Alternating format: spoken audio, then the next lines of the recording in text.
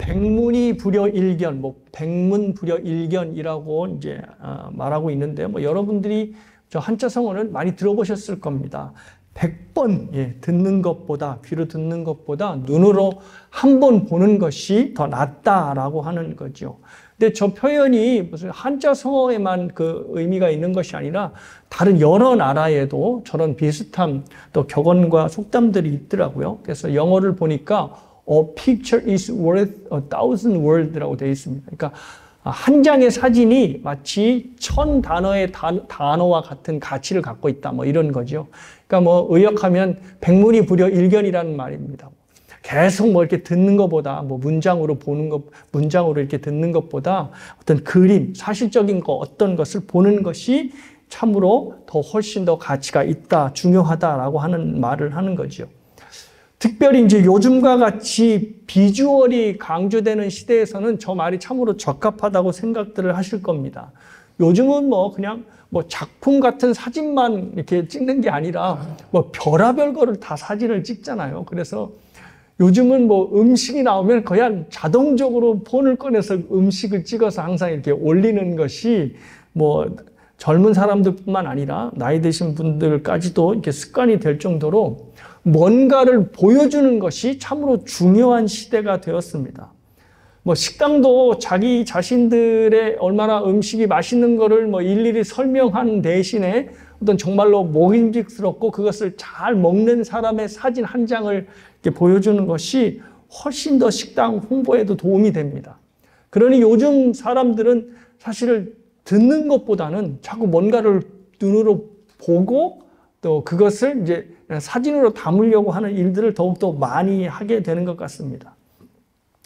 이렇게 눈에 보는 것이 정말로 최고의 가치인 시대에 살다 보니까 우리가 이제 그거에 대한 영향을 많이 받아서 우리가 신앙생활을 할 때도 거기에 영향을 받아 좀 아쉬울 때를 경험하는 것이 종종 있습니다. 여러분이 알다시피 우리가 신앙생활을 하는 것, 믿음 생활을 하는 것은 눈에 보이는 세상에 관련된 일을 하는 것이 아니라 눈에 보이지 않는 영적인 세상에 관련된 일, 그리고 그것을 일종의 경험하는 그 안에 들어가 있기 때문에 좀 아쉬움이 있는 거죠. 우리가 믿고 있고 신앙으로 고백하는 이 모든 내용들을 만약에 우리가 눈으로 볼 수 있다면, 그리고 다른 사람들에게 보여줄 수만 있다면 얼마나 좋을까라고 하는 아쉬움이 드는 것이 우리의 일반적인 아마 생각이 될 것입니다. 예수님의 부활을 설명할 때 이제 믿지 않는 사람, 부활이라는 게 어딨어? 부활하신 예수님을 보여줘봐. 그럼 내가 당장이라도 믿겠어. 라고 하는 사람들을 만나게 되면, 부활하신 주님이 정말로 저 사람 앞에 한번 짠 하고 나타나셨으면 좋겠다라고 하는 생각이 들 정도로 보여주고 싶은 마음이 때때로 드는 것이 이제 우리들의 마음이 아닐까 생각합니다. 저 고등학교 시절에 굉장히 패기 넘치는 자신만만한 선생님이 계셨는데 그 선생님이 교회 다니는 그 친구들을 겨냥해서 말씀하신 것 같은데 이런 말씀 하시더라고요. 다른 거 믿지 마라. 차라리 보이지 않는 거 믿으려면 아무런 소용없고 차라리 눈에 보이는 너희들의 주목을 믿어라. 그렇게 이야기를 하시는 선생님의 말씀이 아직도 생각이 납니다. 그래서 그 말을 들으면서 나름 무슨 생각을 했냐면 저 선생님에게 우리가 믿는 하나님을 보여줄 수만 있으면 참 좋겠다라고 하는 억울한 생각을 들었던 것이 지금 이렇게 아직도 떠오르기도 합니다. 그러니까 뭔가를 보여주면은 참 괜찮겠다라고 하는 생각이 들 만큼 보여주는 시대에 우리가 믿고 있는 믿음의 대상을 보여줄 수 없으니 답답한 마음을 갖게 되는 것입니다. 물론 눈으로 보지 못한다고 해서 우리가 신앙생활에 방해를 받는 것은 아닙니다. 왜냐하면 우리는 믿음이 있기 때문입니다. 히브리서 11장 이제 보면 믿음장으로 알려져 있죠. 그래서 이 믿음장에서 믿음을 뭐라고 정의했냐면 믿음은 우리가 바라는 것들을 보증해 주고 볼 수 없는 것들을 확증해 준다라고 히브리서 11장에 정의하고 있습니다. 그러니까 믿음이라고 하는 안경을 딱 쓰게 되면 정말로 보이지 않는 영적인 것들인데 이것들이 증거로 된다는 거죠. 증거는 말 그대로 보이는 거잖아요. 그리고 그 증거를 확증하는 것으로 연결이 된다. 이렇게 이야기를 하는 겁니다. 그러니까 믿음이라고 하는 것을 가지고 있으면 우리가 영적인 세계에서 보이지 않는 것을 다룬다 할지라도 이 믿음을 통해서 그것을 볼 수 있고 그것을 경험할 수 있다라고 말하는 것이죠. 근데 문제는 이제 믿음 없는 사람들이 문제인 것입니다. 저와 여러분은 믿음이 있으니까 보지 못하는 영적인 세계도 볼 수 있고 경험할 수 있는데 문제는 이 믿음을 갖지 못한 믿음 없는 자들이 눈에 보이는 것만 믿지 어떻게 보이지 않는 것을 믿어라고 이야기할 때 기독교 진리를 그들에게 어떻게 전할까라고 하는 답답함을 종종 느끼게 되는 것이죠. 그래서 우리가 믿고 있는 주님을 만지게 할 수 있다면 그리고 보여줄 수만 있다면 참으로 좋겠다라고 하는 생각이 드는 것입니다. 자, 이러한 면에서 볼 때 제자들, 그러니까 예수님의 12제자들은 그런 면에서 참 복받은 사람이 아닌가 생각합니다. 왜냐하면 제자들은 예수님, 성자 하나님을 가장 가까운 데서 보고 볼 뿐만이 아니라 말씀을 듣고 들을 뿐만 아니라 예수님을 만지고 경험했던 사람들이기 때문입니다. 예수님의 따스한 눈빛, 그리고 자세한 가르침, 그리고 온화하지만 부드럽고 권위 있으신 그 음성, 그리고 성경을 통해서 계속 들어왔던 하나님의 모습을 자기가 직접 눈앞에서 그리고 자신의 귀로 자신의 손으로 직접 경험하니 제자들이 참으로 복받은 사람이다라고 하는 생각이 들었습니다. 사도 요한이 13장 23절에서 자신을 뭐라고 표현하냐면 예수님의 품에 의지하여 누운 사람이라고, 그때는 이제 뭐 자신의 이름을 밝히지 않았지만 자신을 그렇게 얘기합니다. 그러니까 사도 요한이 정말 이 만찬 시간에, 마지막 식사 시간에 예수님의 품에 기대어 이제 있어서 같이 식사를 했던 겁니다. 그러니까 정말 하나님의 품에 어떤 뭐 상징적으로 표현적으로만 그렇게 된 것이 아니라 진짜 하나님의 품에 안겼던 사람이 바로 사도 요한이 되는 것입니다. 그러니 요한이 하나님의 품에 직접 안기게 되는 것을 경험했으니 그가 정말로 독특하고 굉장히 귀한 경험을 하게 된 것이지요. 그러니 뭐 제자들이 얼마나 좋겠습니까? 하나님의 품에 안긴다라고 하는 상상만 해도 참으로 너무나 좋은 겁니다. 자, 그런데 문제는 이제 그 하나님의 품을 경험하지 못한다는 게 문제입니다. 이제 예수님께서 말씀하신 대로 제자들 곁을 떠나시면 이제 예수님을 볼 수도 없을 뿐더러 만질 수도 없고 예수님의 가르침을 들을 수도 없습니다. 거기에다가 2절을 보니 그냥 예수님을 만질 수 없고 볼 수 없는 것으로만 그치지 않고 사람들이 너희를 출교시킬 것이다, 그리고 너희를 죽일 것이다 라고 공언을 하니 더 두려운 거지요. 그들은 하나님을 이렇게 섬기는 것이 잘 믿는 것이야 라고 하며 제자들을 핍박할 것이다 라고 얘기를 하니 제자들이 더욱더 근심이 들어가는 것입니다. 그들에게 근본적인 두려움과 염려는 이걸 것입니다. 우리가 예수님이 떠나면 핍박과 박해를 당한다는 것보다는 우리가 이제 더 이상 예수님을 만질 수가 없고 볼 수 없고 느낄 수 없구나라고 하는 두려움이 아마도 크게 느껴졌을 것입니다. 자, 이렇게 근심과 두려움에 떨고 있는 제자들에게 예수님은 오히려 정반대의 말씀을 해 주십니다. 그것이 바로 7절인데요. 7절을 보시면 이렇습니다. 그러나 내가 너희에게 실상을 말하노니, 진짜 진리를 말한다는 거죠. 내가 떠나가는 것이 너희에게 유익이라. 내가 떠나가지 아니하면 보혜사가 너희에게로 오시지 아니할 것이요 가면 내가 그를 너희에게 보내리니. 자, 실상을 말한다는 것은 말씀드린 대로 진실을 말한다는 겁니다. 그러니까 너희들이 두려워하는 것과는 달리 참으로 진실이 여기에 있어. 내가 떠나가는 것에 대해서 진실이 여기 있어 얘기를 하는 겁니다. 그래서 그 진실이 무엇인가 하면 내가 떠나야 너희들에게 유익이 되기 때문이야 라고 말씀을 하는 거죠. 자, 여기서 유익은 크게 두 가지로 생각해 볼 수 있습니다.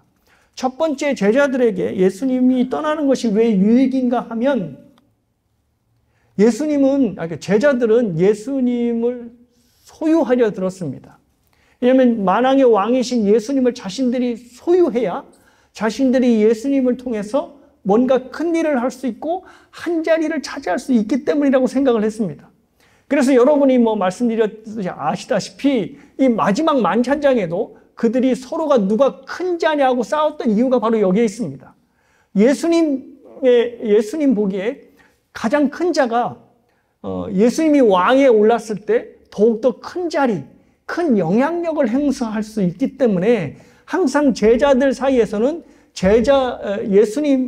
예수님이 바라볼 때 누가 더 제자들 중에 가장 큰 자냐, 이것이 관심사였고, 그래서 어떻게든 예수님을 소유하고 예수님의 마음에 들고자 애를 썼던 것입니다.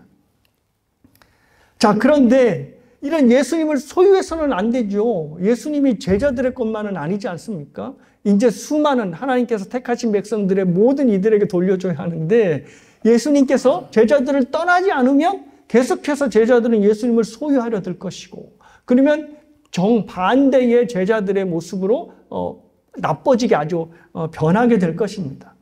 그래서 예수님은 반드시 떠나야 됩니다. 제자들의 탐욕을 막기 위해서라도 예수님은 떠나야 되는 거죠.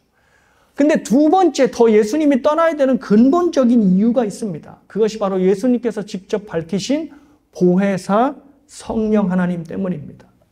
예수님께서 죽으시고 부활하셔서 아버지께로 가셔야지만 성령이 오십니다. 예수님께서 성령을 제자들에게 그리고 택한 백성들에게 보내시는 거죠. 그래서 성령께서 오셔서 예수님의 모든 가르침 그리고 예수님이 하셨던 모든 사역을 생각나게 하시고 기억나게 하신다는 겁니다. 여기서 기억나게 한다는 것은 단순한 어떤 떠오름의 이슈가 아니라 깨닫게 된다는 것입니다. 그때 예수님이 이 말씀을 하셨는데 그게 그 뜻이었구나라고 알게 된다는 거죠. 그래서 13절을 보면 진리의 성령이 오시면 그가 모든 진리 가운데로 너희를 인도할 것이다 라고 말씀을 하는 겁니다. 그러니까 성령께서 제자들을 진리로 인도하여서 그 진리가 무슨 뜻인지를 깨닫게 한다는 것이죠. 예수님이 아무리 100마디의 말씀을 가르쳐도 그것이 진리인지를 딱 깨닫지 못하면 아무런 소용이 없는 겁니다. 그래서 성령이 오셔서 예수님의 모든 가르침이 어떤 뜻인지를 깨닫게 하시고 그 진리대로 살 수 있게 하는 것입니다. 그 진리가 무슨 뜻인지를 해석할 수 있어야 그 해석을 바탕으로 자기의 삶에 적용할 수 있고 또 적용을 해야 그들의 삶이 하나님의 말씀으로 예수님께서 가르치신 진리의 말씀대로 변하기 때문입니다. 여러분이 아시다시피 제자들은 3년 동안 예수님을 쫓아다니고 그의 모든 가르침을 들었음에도 불구하고 예수님의 가르침이 무슨 뜻인지를 전혀 깨닫지를 못하고 있었습니다. 예수님은 정말로 이제 3년 동안에 예수님이 가르치셔야 할 모든 내용을 제자들에게 남김없이 가르치셨습니다. 그래서 14장 26절에 보시면 성령이 오시면 너희에게 말한 모든 것을 가르치고 생각나게 하신다라고 이제 말씀을 했는데 모든 것입니다. 모든 것. 그러니까 내가 뭐 일부 가르치고 나머지 일부는 성령이 가르치실 거야 이렇게 말하지 않고 예수님께서 제자들에게 모든 것을 이미 완결하여 가르치셨고 그래서 성령이 오시면 예수님이 가르치셨던 것을 다시 반복해서 기억나게 하시고 그것을 깨닫게 하신다는 겁니다. 그래서 성령이 오시면 예수님의 가르침을 기억하게 한다라고 하는 기억, 즉 과거를 배경으로 두고 있는 단어를 사용하신 것입니다. 그러니까 성령이 오셔서 예수님이 가르치지 않은 새로운 것을 덧붙여서 가르치는 것이 아니라 예수님이 가르쳤던 모든 것을 반복하여서 생각나게 하고 그것이 그 뜻이었구나 라고 깨닫게 하신다는 것입니다. 그래서 성령이 오셔야 된다는 거지요. 자, 그런데 예수님이 성령이 오시기 전까지 제자들을 계속 가르치셔야 되는데 제자들의 눈빛을 보니 예수님의 가르침, 자신의 가르침을 못 알아듣는 것이 역력합니다.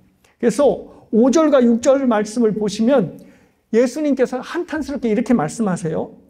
지금 내가 나를 보내신 이에게로 가는데 너희 중에 나더러 어디로 가는지 묻는 자가 없고 도리어 내가 이 말을 함으로 너희 마음에 근심이 가득하였도다. 자, 나더러 예수님 어디 가세요? 라고 묻는 자가 하나도 없다라고 하는 이 말씀은 왜 하나님의 아들이 죽어야 합니까? 이렇게 묻는 제자들이 단 하나도 없었다는 겁니다. 왜냐하면 이건 뭐 그 이전에 이미 예수님께서 자기의 죽음을 공표하셨잖아요. 그런데 왜 그러셔야만 합니까? 라고 묻는 대신에 베드로가 뭐라고 했어요? 예수님을 강력하게 꾸짖어서 그런 말 하시면 안 됩니다. 라고 말을 했죠. 그러니까 하나님의 아들이 왜 죽어야 합니까? 라고 물어야 되고 예수님께 그 설명을 들어야 되는데 묻는 사람이 아무도 없다는 겁니다. 예수님의 말씀을 이해하지 못하니까 묻지를 않고 말이 안 된다고 생각하니까 또한 묻지를 않은 것입니다. 근데 제자들도 이유가 있었습니다. 왜냐하면 제자들이 여태까지 메시아를 이해할 때는요, 다니엘서 7장을 근거로 이해하고 있었습니다. 그러니까 다니엘서 7장은 앞으로 오실 메시아에 대한 예언으로 가득한 장이거든요. 근데 그 장에 보면 저 본문에서 보시는 화면에서 보시는 대로 인자가, 그러니까 사람같이 생긴 자가, 그러니까 벌써 하나님이 인자, 사람의 모양으로 온다는 것이 이미 예언돼 있었지요. 근데 구름 타고 오신대요. 구름은 하나님의 위엄과 영광을 의미합니다. 그러니까 만왕의 왕이신 메시아가 구름을 타고 영광 중에 오시는 겁니다. 이제 그 모습이 다니엘서 7장에 예언돼 있으니까 이제 구약 성경을 믿었던, 그때는 뭐 구약 성경밖에 없었으니까요. 이런 유대 백성들이, 하나님의 백성들이 메시아가 저렇게 영광 중에 왕으로 오는 거야 라고 알고 있었던 거죠. 그런데 메시아로 굳건히 믿고 있었던 예수님이 저 영광 중의 왕으로 사람들에게 군림할 말씀은 안 하시고 무슨 말씀만 계속 하시냐면 나는 죽어. 나는 이제 나를 보내신 아버지 곁으로 갈 거야 라고 말을 하니 도대체 무슨 말인지 뭔 말인지를 이해하지 못하는 것입니다. 자, 그런데 제자들이 메시아를 알 때 단편적으로만 알았습니다. 왜냐하면 저렇게 영광 중에 예수님께서 오시나요? 안 오시나요? 오십니다. 오시죠. 예, 마지막 날에 저렇게 구름 타고 오십니다. 근데 저렇게 마지막 날에 영광의 왕으로 오시기 전에 반드시 거쳐야 할 관문이 있습니다. 그게 뭐죠? 바로 십자가 고난이라고 하는, 죽음이라고 하는 관문을 거치셔야 합니다. 그래서 구약에서는 다니엘서 7장만 있는 것이 아니라 모두 있죠. 고난받는 메시아 이사야 53장이 있습니다.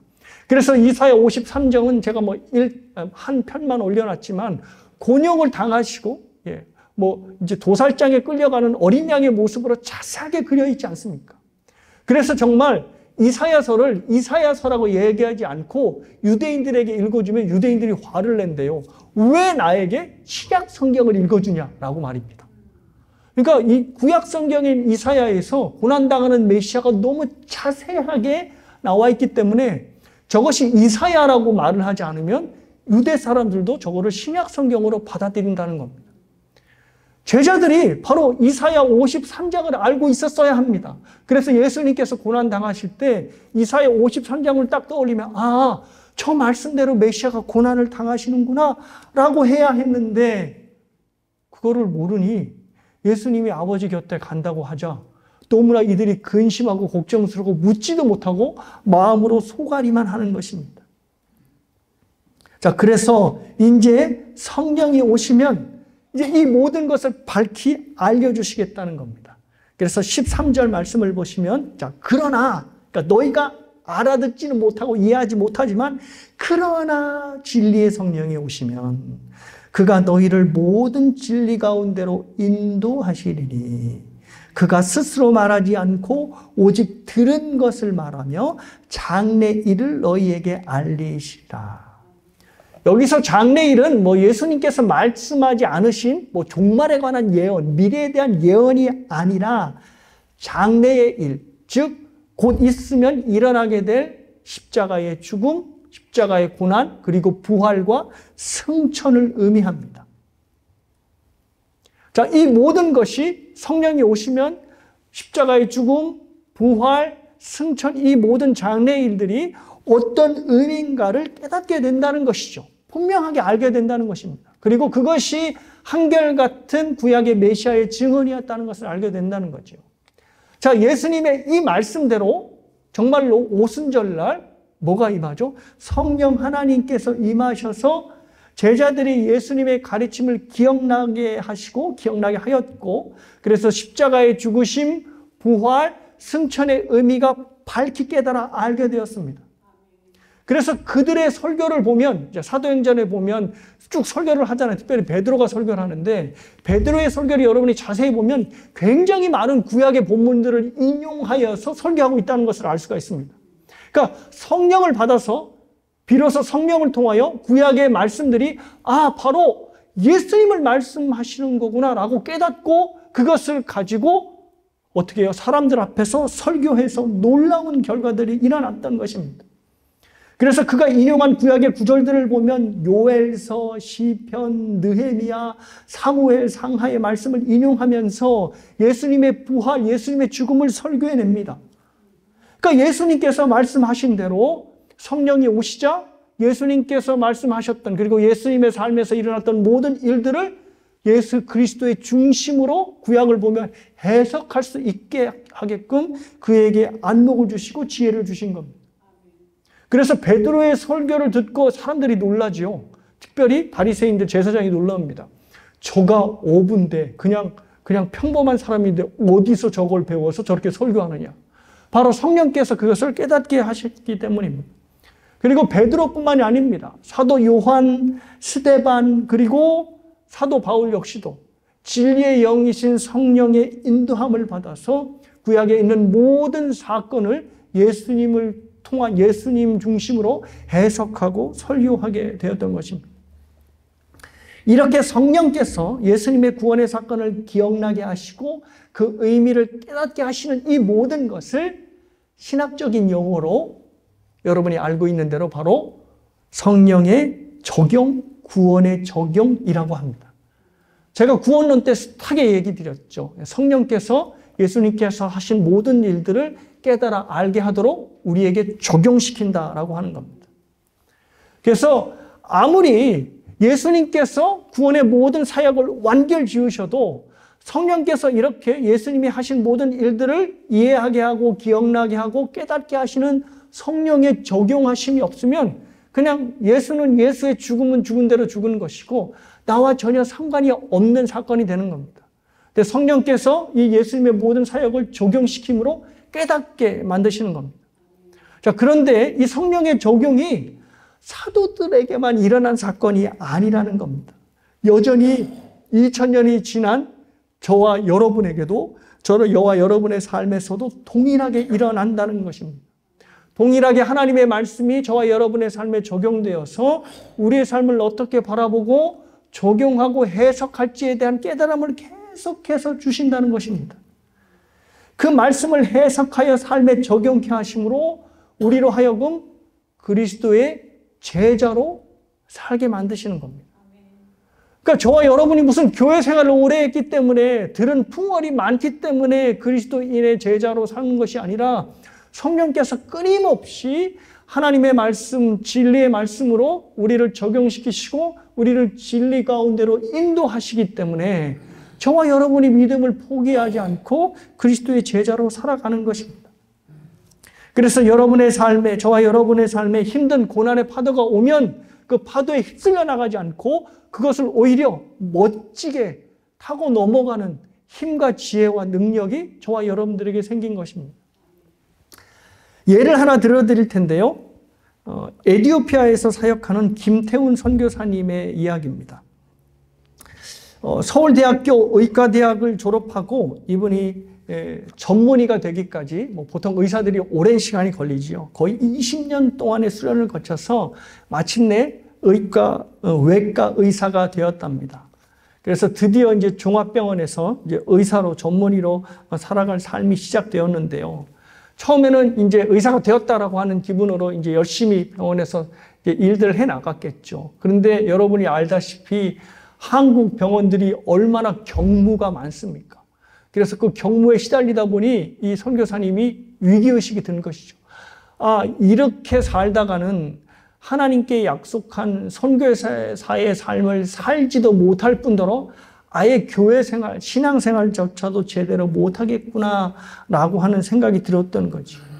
그래서 아내와 함께 계속 기도해 왔던 이 선교사로서의 헌신을 하기 위해서 병원을 사직하고 선교사 훈련을 받고 드디어 파송을 받아 선교사로 나가게 되었습니다.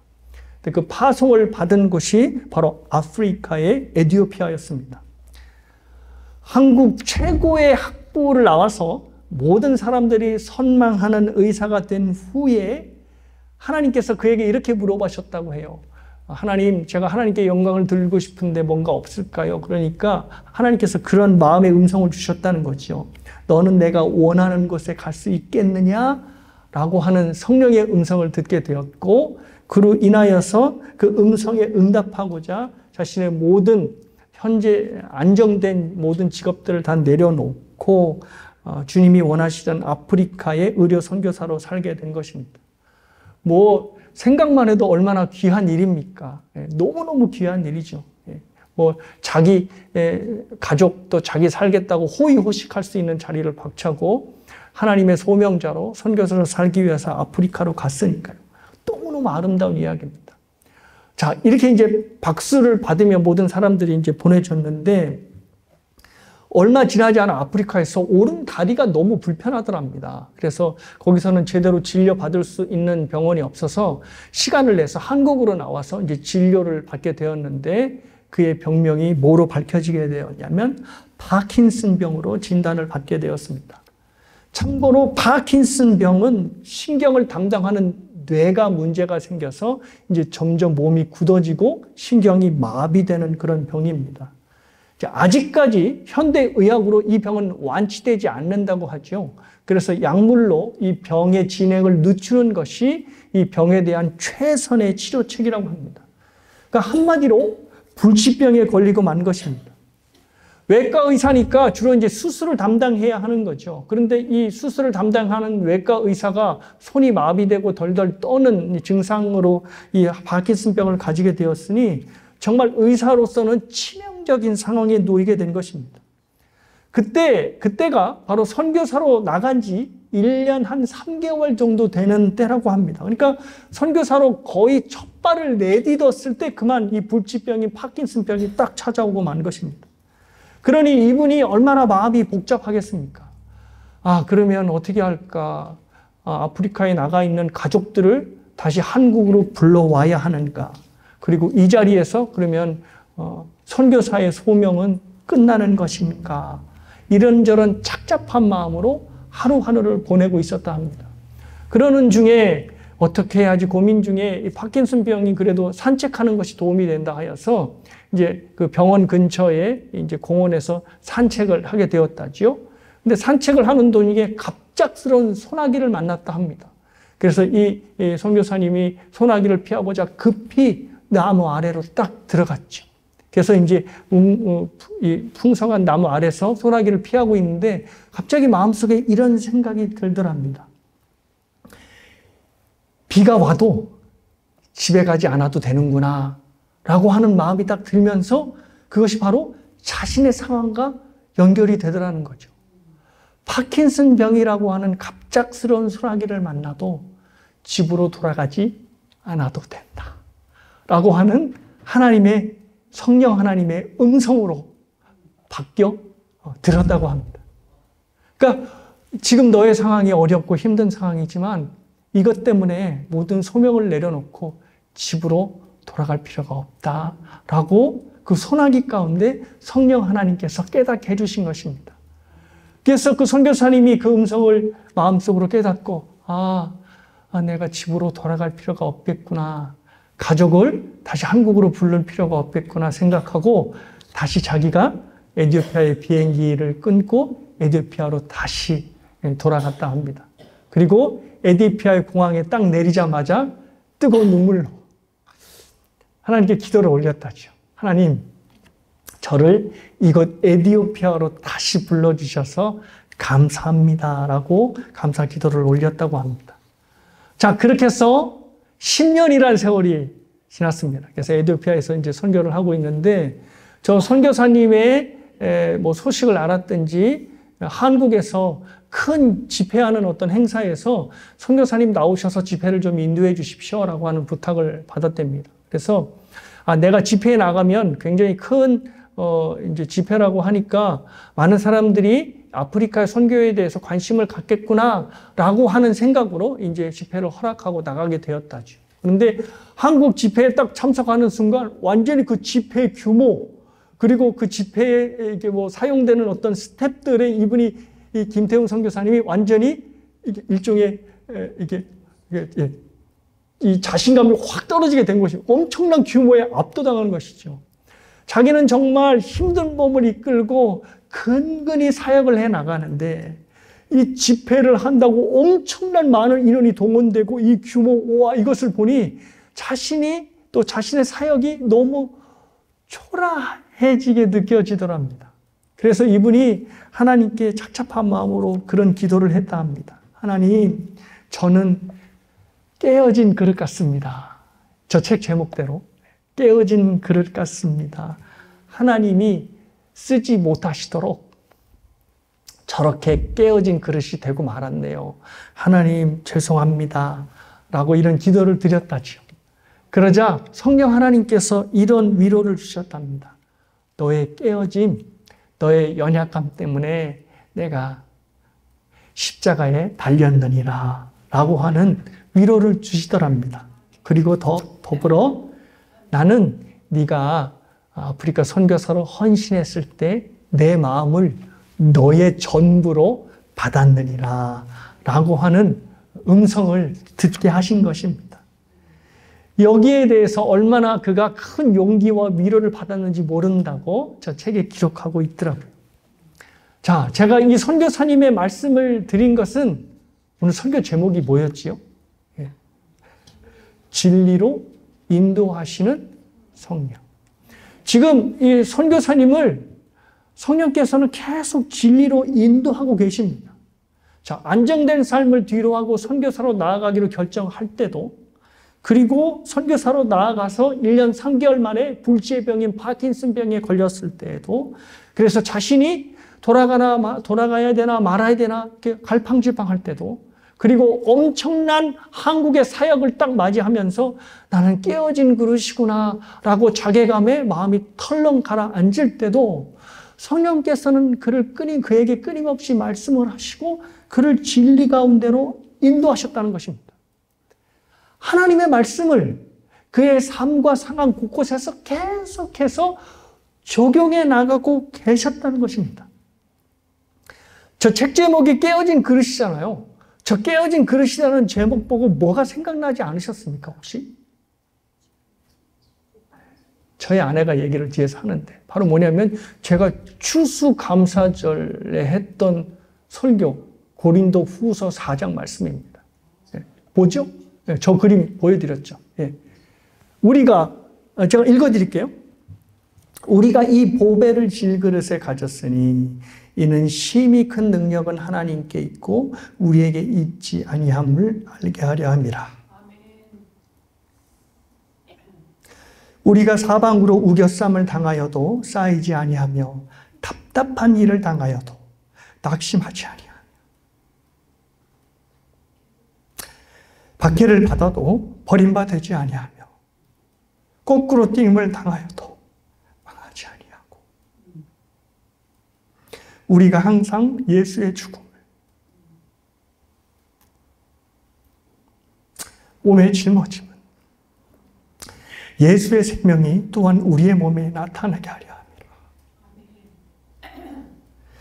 우리 살아있는 자가 항상 예수를 위하여 죽음에 넘겨짐은 예수의 생명이 또한 우리 죽을 육체에 나타나게 하려 함이라. 무슨 내용인가 하면 보배를 닮은 질그릇에 대한 내용입니다. 질그릇은 말씀드렸듯이 그냥 흙으로 만든 아주 보잘것없는 토기입니다. 그러니 저렇게 금이 갈라지고 금이 나고 갈라지고 상처 투성이 있고 구멍 투성이 난 질그릇입니다. 근데 질그릇 안에 뭐가 그쵸? 보배가 담겨 있는 겁니다. 그러니 저 보배를 담은 질그릇은 아주 매끈하고 이쁘게 생기면 안 됩니다. 왜냐하면 그 안에 담긴 보배의 빛을 발산하지 못하니까요. 저 보배를 담은 질그릇은 상처가 많을수록, 깨어질수록, 구멍이 날수록 더 좋은 겁니다. 그래야지 질그릇이 문제가 아니라 그 안에 있는 보배가 문제인 거죠. 그 보배가 저 깨진 질그릇의 틈을 이용해서 빛을 발산하기 때문입니다. 지금 김태훈 선교사님은 뭐가 되어가는 가정이죠? 깨어진 질그릇으로 되어가고 있는 과정입니다. 우리는 보통 이것을 거꾸로 생각하죠. 이 깨어지고 못난 그릇이 예수님을 통하여 아주 이쁜 그릇으로 만들어놓은 과정으로 우리는 생각하잖아요. 하지만 성경은 그걸 반대로 얘기합니다. 너희들이 점점 깨어지고 못나고 그리고 구멍 나야, 다시 말해서 상처가 많은 질그릇이 되어야 그 안에 있는 보배가 드러나게 된다. 그래서 사도 바울이 말씀한 대로 그래야만 능력이 너희에게 있는 게 아니라 바로 나에게 있다. 즉 하나님에게 있다는 것을 너희가 알게 되기 때문이다 라고 말하는 것입니다. 이 김태훈 선교사님 이야기를 보면서 하필 많은 생각 중에 왜 김태훈 선교사님이 스스로를 깨진 그릇으로 생각하게 되었을까? 저는 이것도 성령의 인도하심이라고 생각합니다. 진리 가운데로 인도하시는 성령님께서 고린도후서 4장 말씀을 떠오르게 한 것이죠. 물론 그의 책을 보면 그가 고린도후서 4장을 생각하며 이것을 떠올렸다는 말은 없습니다. 하지만 나중에 그가 고린도후서 4장을 읽게 되면서 내가 왜 그때 나를 깨어진 그릇으로 생각했을까라는 것을 깨닫게 되겠죠. 성령께서 그 자신을, 김태훈 선교사님 자신을 깨어진 그릇으로 생각하여서 네가 깨어질수록 네 안에 있는 보화가 더욱더 빛나게 될 것이다 라는 것을 알게 해주시기 위해서 자기 스스로를 깨어진 그릇으로 생각하게 만드셨다는 것입니다.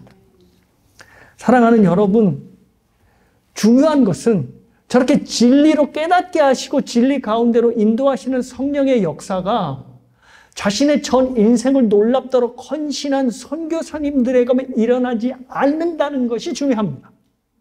선교사님들에게 저런 역사가 일어나는 것만이 아니라 저와 여러분에게도 동일한 그 역사가 일어난다는 것이죠. 왜냐하면 저와 여러분 모두가 진리의 성령을 갖고 진리의 성령으로 인도함을 받는 사람들이기 때문입니다. 그래서 저와 여러분의 인생을 끊임없이 진리 가운데로 인도하시고, 그래서 진리 가운데로 우리가 좌우로나 우로나 치우치지 않고 하나님께서 주신 길을 걸어가게 만드시는 것입니다. 선교사님을 끊임없이 진리 가운데로 인도하셨던 성령께서 바로 저와 여러분에게도 동일하게 계시기 때문입니다. 그래서 사랑하는 여러분, 그리스도인으로 산다는 것은 바로 말씀으로 역사하시는 성령과 함께 살고 있다는 것을 의미합니다.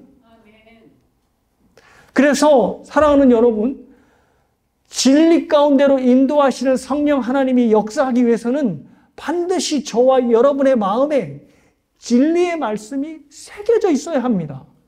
그래야지 진리의 영이신 성령께서 그 말씀을 가지고 우리를 진리 가운데로 인도하시는 겁니다. 사랑하는 여러분, 설교 시간에 왜 궁금한 게 있어도 목사님 저 질문 있습니다 라고 손들 수 없게 돼 있냐면, 적어도 설교 시간만큼은 자기의 생각이 떠올라도 입을 닫고 하나님의 말씀을 들어야 하는 시간이기 때문입니다.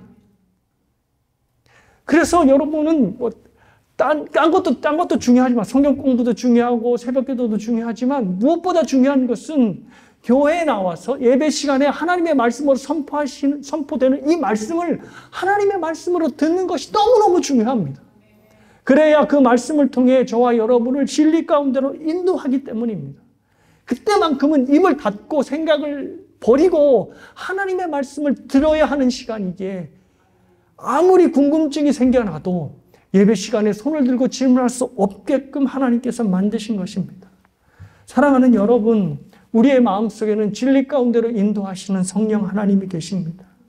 그것을 기억하시고 말씀이 여러분을 인도하는 그 과정을, 그리고 그 역사를 여러분이 체험하셨으면 좋겠습니다.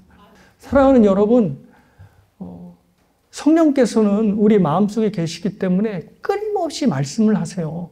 하나님의 말씀으로 말씀하시고, 또 우리의 지체들을 통해서 말씀하시고, 또 여러분의 환경을 통해서 말씀하세요. 그래서 하나님의 뜻 가운데로 우리가 살게끔 하세요. 그렇기 때문에 항상 마음을 엿고 성령께서 말씀을 통하여 나에게 무엇을 말씀하시고 어떤 길로 인도하시나를 늘 마음을 기울였으면 좋겠습니다. 그래서 하나님께서 우리에게 원하시는 믿음의 길을 담대하게 걸어 나가셨으면 좋겠습니다. 이제 더 이상 삶의 모든 문제에 휘둘려서 이리 휘둘리고 저리 휘둘리고 하지 마시고 하나님의 말씀을 붙들고 성령께서 인도하시는 그 진리의 길, 그 믿음의 길을 당당히 걸어 나가시는 여러분 모두가 되시길 주님의 이름으로 축복합니다.